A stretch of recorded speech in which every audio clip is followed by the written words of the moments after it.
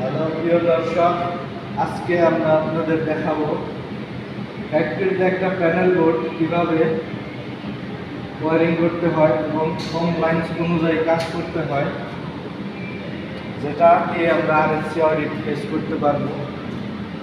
এবং এটা হলো একটা ভেন্টিলেশন ডিবি। এই যে দেখুন, এখানে লেখা আছে ভেন্টিলেশন ডিবি। এটা দিয়ে আমরা ফ্যাক্টরির সকল প্রকার অ্যাডজাস্টমেন্ট কন্ট্রোল করি। এটা হলো আমাদের মেইন এমসিসিবি, যেটা দেওয়া আছে 63 এম্পিয়ার।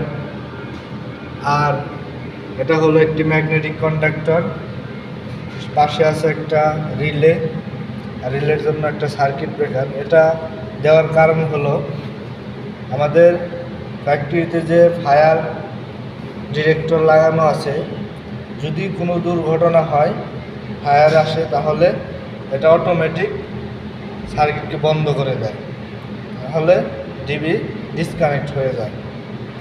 ঠিক আছে। আর এই যে ড্রেসিং করা আছে, সম্পূর্ণ কমপ্লায়েন্স অনুযায়ী ড্রেসিং করা আছে। ঠিক আছে, আপনারা সবাই এভাবেই কাজ করবেন আশা করি। আর বিশেষ করে নাম্বারিংগুলা সঠিক রাখবেন, তাহলে আরএসসিতে কোনো প্রবলেম হবে না আশা করা যায়। ঠিক আছে।